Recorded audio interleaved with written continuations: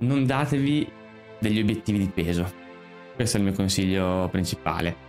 Correte, mangiate bene, dormite, avete relazioni sociali per stare bene e non per pesare un chilo in meno. Se ci fosse un'idea più di stile di vita, di buone scelte, ecco che non è più una dieta, è un regime alimentare, non è più fare sport a tutti i costi con un'iscrizione, è muoversi. Ogni anno si ammalano 9.000 persone di disturbi del comportamento alimentare, quindi insomma è una piaga che specie tra i giovani sta dando molti problemi, soprattutto dopo il Covid. Ragazzi, poi se pesate 20-30 kg in più è una questione di salute, non è solo una questione di arrivare prima al traguardo. Correre in sovrappeso, correre molto in sovrappeso, ma soprattutto anche correre per perdere peso. Perfetto. E poi faremo anche Marco e Nicolas, biologo nutrizionista, oggi qui ospite, mio socio anche in un altro podcast, Corso e Mangiato, e poi parleremo anche di un annoso problema, vero Marco, dei disturbi alimentari che in Italia, diamo un paio di numeri, sono molto presenti. Ogni anno si ammalano 9.000 persone di disturbi del comportamento alimentare, quindi insomma è una piaga che specie tra i giovani sta dando molti problemi, soprattutto dopo il Covid.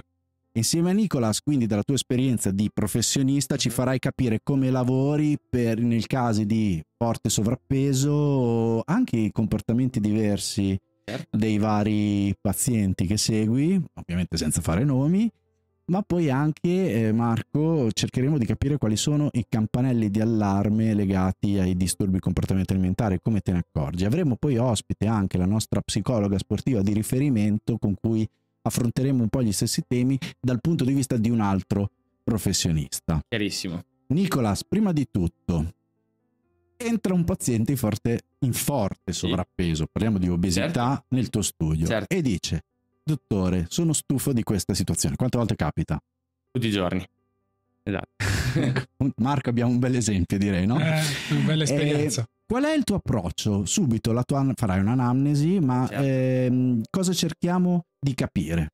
Allora, innanzitutto quello che secondo me è importante pensare quando ci troviamo di fronte a una persona in forte sovrappeso è che non dobbiamo trattarlo diversamente rispetto a una persona a normopeso. Cioè non dobbiamo pensare che in questa persona l'obiettivo unico e imprescindibile sia quello di perdere quei chili in eccesso, perché rischiamo di sbagliare focus, rischiamo di perderci tutta una parte legata allo stile di vita che invece è importantissima per poter raggiungere un risultato. La mia esperienza mi dice che se una persona in forte sovrappeso si focalizza solo ed esclusivamente sul perdere peso, nel 90% dei casi fallisce, perché sbaglia l'obiettivo di base, no? Che è quello, secondo me, del benessere. Tant'è che sono molto felice quando una persona in sovrappeso mi dice: vorrei dimagrire, ma vorrei anche fare sport.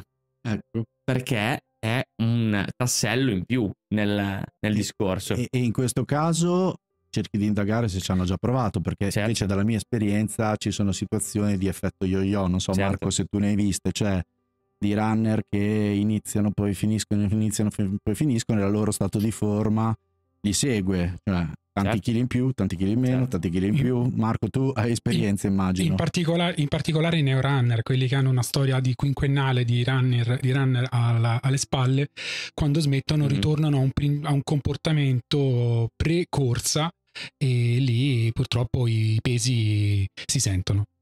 Esatto, questa è una cosa molto tipica, cioè la maggior parte delle persone che oggi si rivolgono a un nutrizionista, non solo a me, in realtà ha già fatto 10 percorsi alimentari con 10 nutrizionisti diversi, magari provando anche 10 approcci diversi allo sport, ed è questo appunto il famoso effetto yo-yo, cioè il perdere x chili perché cambio determinate abitudini per un breve periodo di tempo, non riuscire a mantenere queste abitudini e di conseguenza riprendere più chili magari di quelli che si è perso.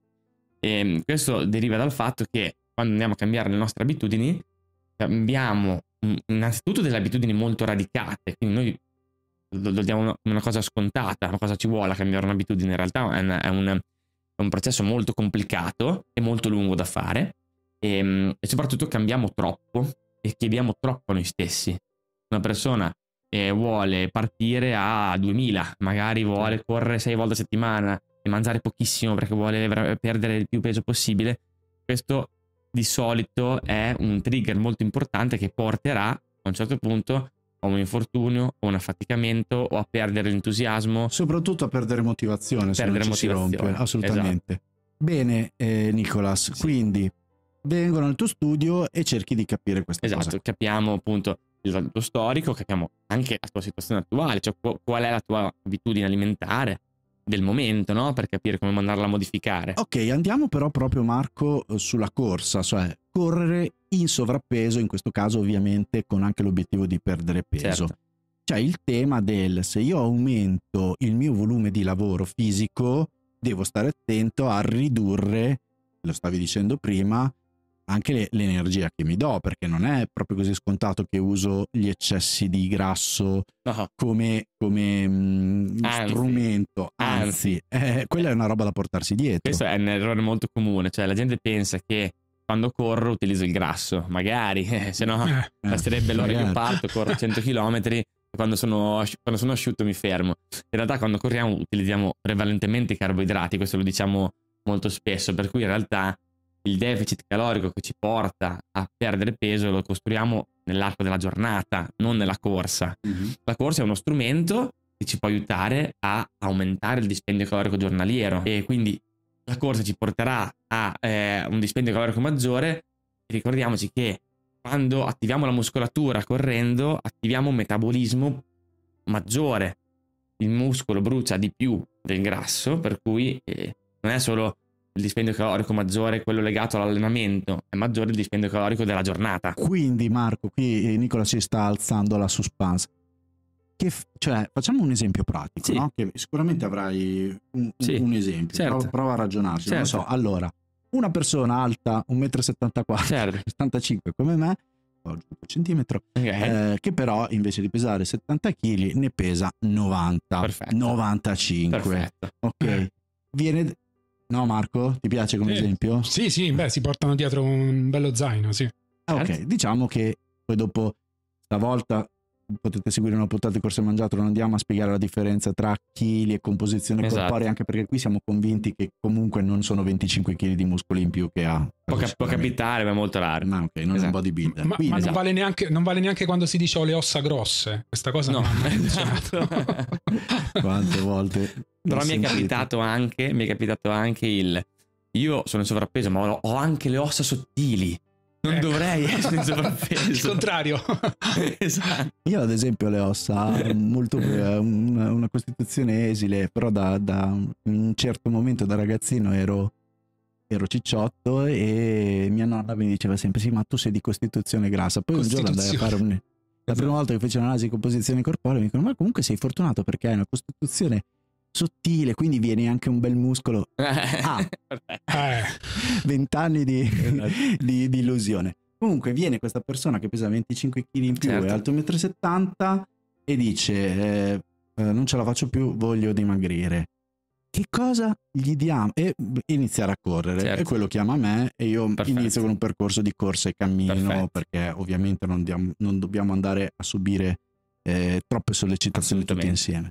Ma tu, o anche solo di cammino, tu che cosa gli dai da mangiare a questo cristiano? Io credo molto nel bilanciamento dei nutrienti, cioè nella mia esperienza non è utile andare a fare delle diete di esclusione dove togliamo determinati tipi di alimenti per partito preso, perché crediamo che siano troppo calorici o perché vogliamo appunto creare dei deficit calorici in questo senso qua.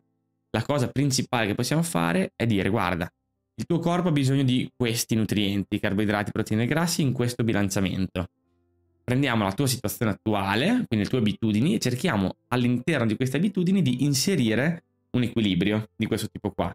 Mi raccomando, non cambiamo tutte le abitudini in una volta, perché sennò per forza ritorneremo a fare l'effetto yo-yo. Cambiamo un'abitudine anche sola, cioè una persona che magari è abituata a fare a colazione, ad esempio con la brioche, diciamo proviamo a inserire una colazione più bilanciata, ok? Magari ci mettiamo un po' più di proteine. Una persona che invece magari, non so, è abituato a saltare il pranzo e mangiare a cena anche il tavolo, proviamo a inserire uno spuntino magari durante la giornata per arrivare a cena con un livello di energia un po' più alta e magari mangiare un pochettino meno durante la cena. Quindi a seconda della situazione andiamo a creare delle modulazioni tali da riuscire un po' a bilanciare gli nutrienti nella giornata e quindi dare al nostro corpo la benzina giusta. Dall'altro lato creare un mini deficit calorico, minimo, perché un minimo deficit calorico ci porterà a perdere peso ma non ci farà sentire male. Cosa vuol dire? Non avremo fame, non avremo dei deprimenti energetici anche. È chiaro che se io mangio 1000 calorie quando ne brucio 2000, è logico che dimagrisco, ma è molto probabile che quando vado ad allenarmi non abbia l'energia neanche di fare un passo dopo l'altro e soprattutto che abbia tanta fame. Questa non è una condizione di benessere, questa è una condizione che ci porterà sicuramente a tornare indietro. Nicolas, la cosa interessante nell'ascoltarti è che tu non hai mai detto la parola dieta. E questo credo che davanti a chi deve affrontare un percorso di forte dimagrimento o comunque di perdita di peso è avere un alleato accanto, non il nemico, no? Il nutrizionista, quello che ti priva di tutto. Quindi è un buon sono molto approccio. una cosa che dico molto spesso è che il cibo non è il nostro nemico, è il nostro alleato. Dobbiamo saperlo usare nel modo giusto.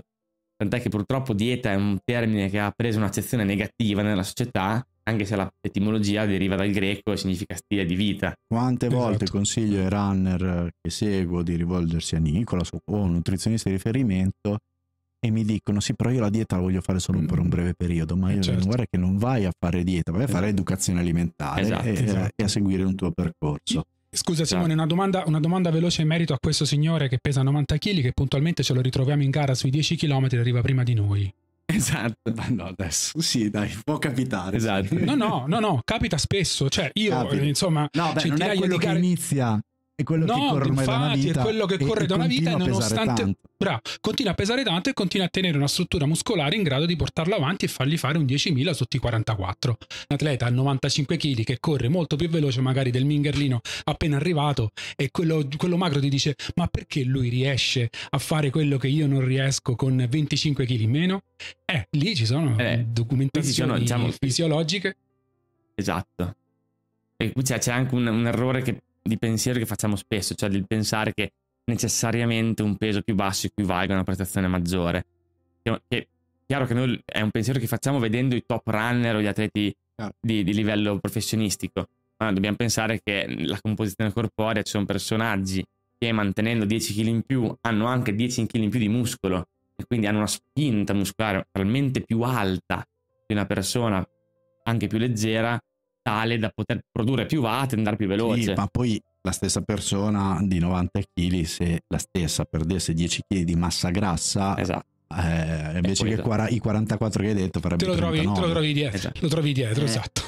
No, cioè migliora, perché poi dopo la differenza non dobbiamo farla tra noi e loro, ma tra loro e un loro ipotetico di peso diverso. Esatto. Invece, anche se non avrai i dati, ragioniamo così, più o meno, di 100 persone che entrano in sovrappeso e ti dicono: sono determinato o determinata, voglio dimagrire e ci metterò allo sport. Sì. Ti chiedo, quanti li rivedi dopo 6 mesi, un anno? Perché quelli che non li rivedi dopo è scontato che hanno mollato, non che gli sia riuscita, perché se tornano è anche per farti vedere i risultati. Certo. E quanti di quelli che rivedi comunque ce la fanno o non ce la fanno, perché comunque mollano. Perfetto, guarda, io sono un amante delle statistiche, per cui anche per migliorare il mio lavoro ci tengo dietro a queste cose, e ti dico che un 50% delle persone che vedo le rivedo anche dopo un anno. Quindi fanno un percorso annuale di 5-6 consulenze. L'85% le vedo almeno 2 volte. In cui ci mettiamo anche adesso non divido runner da non runner, quindi ci mettiamo tutte le persone. Diciamo che fondamentalmente i percorsi di questo tipo vanno avanti in modi abbastanza simili, nel senso che c'è un modo in cui il nostro corpo è in grado di perdere peso, che è un adattamento biologico, e bene o male è così più o meno per tutti. E questo andamento è che all'inizio si perde peso perché cambiamo le abitudini, anche semplicemente, no? C'è chi perde un po' di più, c'è chi perde un po' di meno. La prima settimana uno perde un botto di liquidi, magari, e si casa. La prima settimana perdiamo un botto di liquidi, esatto, e questo bene o male è una condizione che ti galvanizza, no? Ti dice: ok, vado avanti, sono carichissimo. Inevitabilmente in tutti i percorsi si arriva a una fase di plateau, si dice, cioè di una fase in cui non perdo più così tanto peso, anzi in alcuni casi si riacquista un po' di peso. Questo perché è molto semplice: le cellule di grasso che si sono svuotate dal grasso diventano molto ricettive ad accumulare acqua, semplicemente perché il set point corporeo in realtà è ancora quello di prima, ok? Per cui magari vediamo un aumento di peso, però analizzando vediamo che le circonferenze non aumentano, le plicometrie non aumentano, facciamo un po' di valutazioni di questo tipo qua. In questa fase qui tantissime persone si demotivano. Già. E io dico, non dovete cercare la motivazione, perché la motivazione prima o poi scompare in tutte le cose, dovete cercare la costanza. La costanza non è la perfezione, non ci serve a niente, ma è il fare determinate cose almeno in un certo grado di precisione in maniera costante nel tempo. Come questo dimostra che il corpo, ragazzi, si comporta così in tutte le cose, Esatto. perché la corsa è identica. Esatto. Se uno si allena i primi 6 mesi, un anno, si allena bene, Certo. se non ha infortuni, e quindi si allena bene, migliora tantissimo. Poi Esatto. dopo migliora o meno, oppure ha una fase di non miglioramento, Esatto. perché è una continua fase di adattamento, Esatto. e poi perché spesso la gente rifà le stesse cose, quindi probabilmente, come nella corsa, anche nell'alimentazione a un certo punto servirà un nuovo Esatto. switch, una nuova variazione di abitudini. Esatto, spesso questo switch arriva in maniera automatica, cioè arriva l'estate, si va in vacanza, si fa 2 aperitivi in più, in modo automatico si rialza il livello calorico, e questo già di base è quello che serve al corpo per ritornare poi a ricalare in un secondo momento. Cioè adesso scopriamo che l'aperitivo, Marco, serve per dimagrire. Molto spesso è un certo. percorso che funziona Serve, bene. sì, ma... Esatto. No, Nicolas, Esatto, a volte molto vediamo, ho avuto compagni di squadra che non hanno mai cambiato nulla, hanno detto: io non ho mai preso uno spritz, non ho mai mangiato cioccolato, non ho mai mangiato, al di là Certo. della tristezza di alcune argomentazioni. Però è bello, no, che sia una sinusoide poi alla fine, che tu sei in grado di mollare Certo. per poi ritornare nel tuo binario. Bravissimo. Ed è questo che diventi consapevole delle tue capacità nel principio di capire come il corpo diventa, con una giusta alimentazione, un alleato e non Esatto. un nemico da combattere davanti a uno specchio, come purtroppo i numeri Bravissimo. ci dicono. Esatto, esattamente. E se riusciamo a capire questa cosa qua, riusciamo a costruire un percorso che funziona. Di solito sappiamo che c'è la fase dell'anno in cui siamo più precisi, in cui corriamo di più, in cui il nostro corpo risponde meglio, ed è il momento in cui avremo più risultati. Dobbiamo accettare che c'è una fase dell'anno in cui questo non avviene, anzi magari si torna un po' indietro, ma non è detto che questo sia necessariamente una problematica, anzi a volte è un valore aggiunto.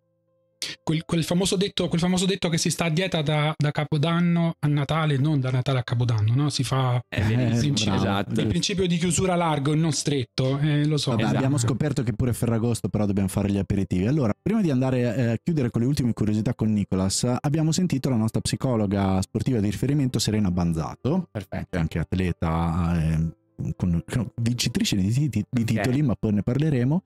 Però abbiamo chiesto le stesse cose, cioè come lei affronta dal punto di vista però psicologa sia il discorso del sovrappeso, dello sport di sovrappeso, ma anche quello dei disturbi di comportamento alimentare, con cui poi ti faremo anche una domanda. Sentiamo Marco cosa ci ha detto Serena. Serena, quanti sportivi o quanti futuri sportivi bussano alla porta del tuo studio dicendoti: faccio veramente fatica a perdere peso, a perdere massa grassa, a dimagrire? E qual è il tuo approccio? Come li accogli? Come cerchi di supportarli, aiutarli verso la strada del benessere? Sono molti i pazienti che incontro, pazienti atleti, e bussano alla porta del mio studio o essendo psicologa dello sport io li incontro anche direttamente in campo. Spesso la richiesta è unita, nel senso che può esserci un disagio umorale, quindi magari difficoltà depressive o disturbi dell'ansia, e la cosa è unita poi anche a una incapacità di fare delle scelte verso il benessere, quindi si va verso l'obesità, verso il sovrappeso.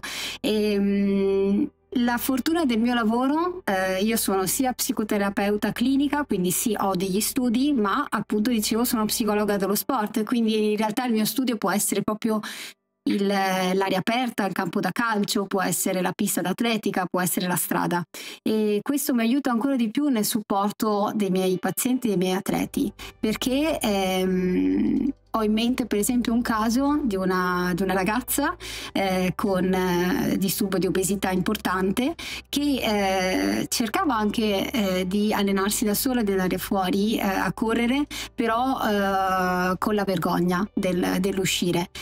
Abbinare la terapia, quindi abbinare un percorso di mental training, di sostegno psicologico insieme anche all'allenamento insieme, è stato un po' il connubio vincente, quindi si è sentita supportata anche nel fare e piano piano abbiamo scoperto che il modo migliore per riuscire a intraprendere questo percorso di dimagrimento era trovare delle buone motivazioni, non soltanto puntare al dimagrimento, però riuscire anche a intraprendere un percorso verso il benessere, quindi anche partecipare alle corse in mezzo agli altri. Quindi il meccanismo è stato non tanto concentrarsi sul peso, ma concentrarsi sulle motivazioni che le conseguenze di una perdita di peso potevano far scaturire. Sì, diciamo che delle volte si arriva a richiedere aiuto con ben chiaro il problema e si desidera in maniera chirurgica di lavorare sul problema. Quello che dico sempre io è: noi terapeuti però lavoriamo anche con le risorse, quindi sicuramente è importante dare attenzione al problema, ma nello stesso tempo lavorare sulle risorse che abbiamo e quindi anche su tutta una serie di altri fattori che possono aiutare a rendere il problema sempre meno problematico. Quindi anche come in questo caso è stato importante lavorare anche su motivazione, determinazione, obiettivi diversi dal solo dimagrimento, perché il rischio a volte è anche quello di focalizzarsi solo su una cosa e non centrare l'obiettivo. Serena, quando si arriva da te è già una mezza vittoria, no? È il riconoscimento di un problema da affrontare con un professionista, quindi comunque parti già con un piccolo vantaggio di consapevolezza, o sbaglio? Sì, l'atleta, la persona parte con un vantaggio, perché credo tanto nel detto nomini domini, quindi quando c'è consapevolezza di avere un problema, ma soprattutto anche conoscere il proprio problema, perché delle volte si usano un pochino le definizioni e le diagnosi senza davvero conoscere quello che ci sta capitando, quindi sicuramente la consapevolezza è già una buona partenza. È chiaro che non basta, cioè la più grande consapevolezza è quella di fare i conti col fatto che non possiamo uscire da certe dinamiche da soli, ma serve una rete sociale, quindi è utile lo psicoterapeuta, è utile il mental coach, è utile l'allenatore, è utile la famiglia, sono tutte persone che devono collaborare nel riuscire ad accompagnare la persona verso scelte di vita e di stile sane verso il benessere. Certo, prima insieme a Nicolas stavamo dicendo, gli abbiamo chiesto: ma quanti dopo un anno tornano da te per capire, perché tu ci hai parlato della motivazione, per capire però perché molti o una buona parte non lo portano a termine questo percorso, perché perdono motivazione. Nicolas ci ha dato una risposta tecnica, cioè che dopo un inizio di perdita di peso è fisiologico avere un effetto plateau, quindi non perderlo più. Altri cadono, e ci sta, nel vizio della golosità e insomma gli argomenti possono essere tanti. Dal tuo punto di vista, i casi diciamo non di successo, quelli che si perdono un po' per strada, quali sono gli aspetti più significanti in questo termine? Cioè, che cos'è che fa mollare la gente? Ok, a me piace sempre dare una lettura positiva anche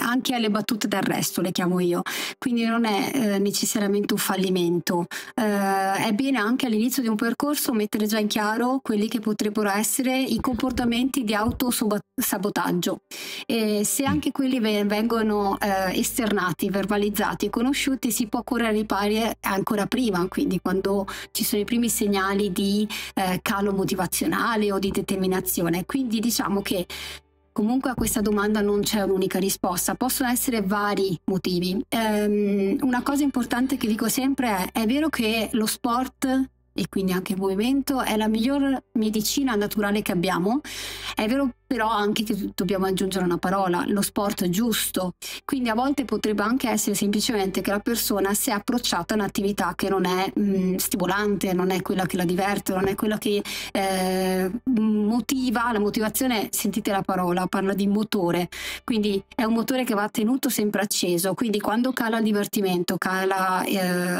l'interesse, quello è già un segnale importante che forse bisogna introdurre un cambiamento, ma può essere nell'allenamento, può essere nel modo in cui fare l'allenamento, può essere proprio nello sport. Altri aspetti, diciamo che potrebbero essere legati a due modi di funzionare. Uno è la psicologia dicotomica, si chiama, cioè questa idea del tutto o niente, o mi alleno a 1000 e parto alla grande oppure non mi alleno. È un po' quello che a volte ci accompagna nelle diete, la famosa frase da lunedì parte la mia dieta, inizio fino al prossimo lunedì. Ecco, diciamo che se invece venisse introdotta un'educazione al movimento anche fino a bambini, e quindi anche noi adulti fossimo credibili con i nostri figli, quindi ci facessimo vedere il movimento, se ci fosse un'idea più di stile di vita, di buone scelte, ecco che non è più una dieta, è un regime alimentare, non è più fare sport a tutti i costi con un'iscrizione, è muoversi. Ultima cosa che aggiungo è perché a volte si molla, perché siamo immersi in un mondo di doveri. Devo lavorare, devo fare questo, devo fare quello, e quindi devo anche muovermi, diventa già in partenza una cosa pesante da affrontare. È diverso se io voglio introdurre un nuovo modo di stare con me, di stare con gli altri, e quindi mi muovo. Ecco, già questo sarebbe un connubio vincente per non perdere la motivazione. E allora piano piano quello che diventano all'inizio è come l'allenamento, all'inizio diventano delle scelte, però buone, piano piano diventa una sana necessità. Ok.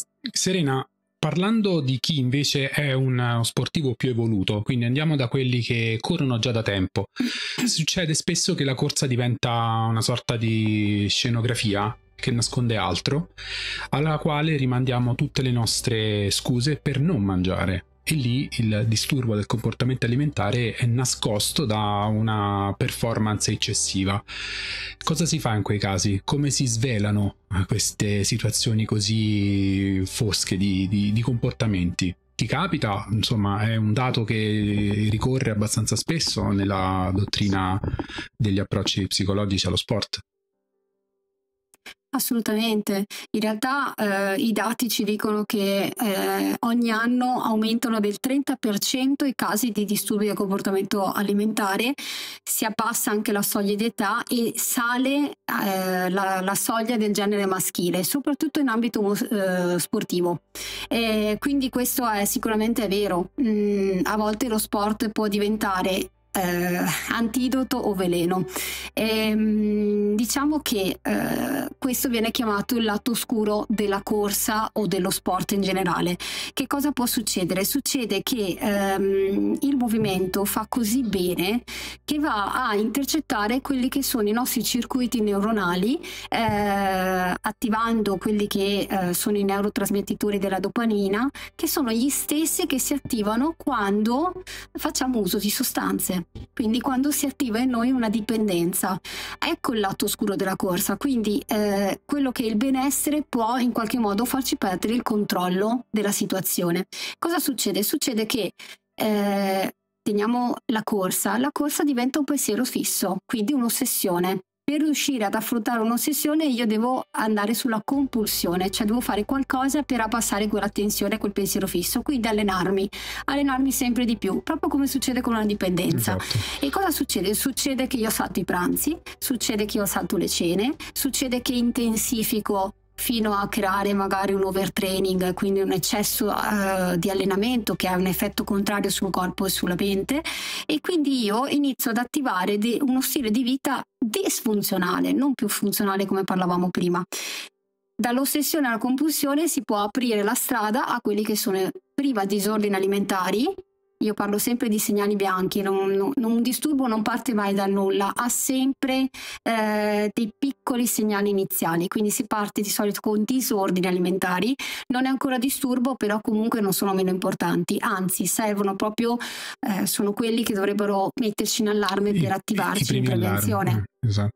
Esatto, per correre un po' a ripari, e poi si può sfociare nei disturbi dei comportamenti alimentari di vario tipo. Lo sport è in realtà un bacino di utenza più rischioso, proprio perché ci sono dei fattori, oltre ad avere tutti i fattori classici che caratterizzano le motivazioni dei soggetti non sportivi nel cadere nei disturbi del comportamento alimentare, ci sono anche fattori sport specifici.